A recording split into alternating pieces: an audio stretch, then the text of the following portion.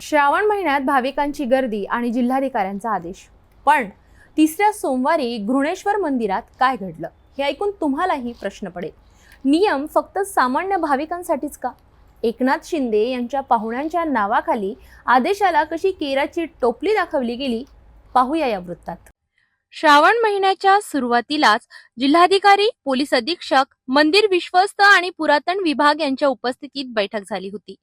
बैठकीत स्पष्ट आदेश देण्यात आले होते की शनिवार, रविवार आणि सोमवार या दिवसात गाभाऱ्यात अभिषेक करण्यास मनाई असेल।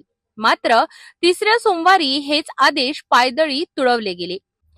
रात्री 12 वाजेपासून देशभरातून आलेले भाविक रांगेत उभे होते, पण अभिषेकाची परवानगी नव्हती। तरीही व्हीआयपी यजमानांच्या नावाखाली गाभाऱ्यात अभिषेक करण्यात आला।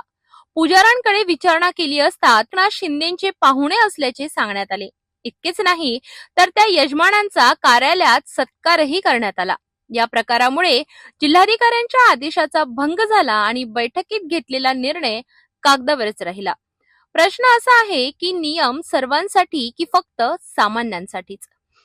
श्रावणातील भक्तिभावात राजकारणाचे सावट पडले का, यावर आता चर्चा रंगली आहे।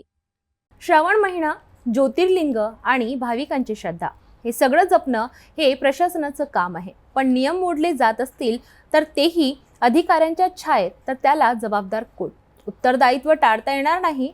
प्रश्न अजूनही तोच आहे, नियम फक्त सामान्य भक्तांसाठी की सगळ्यांसाठी?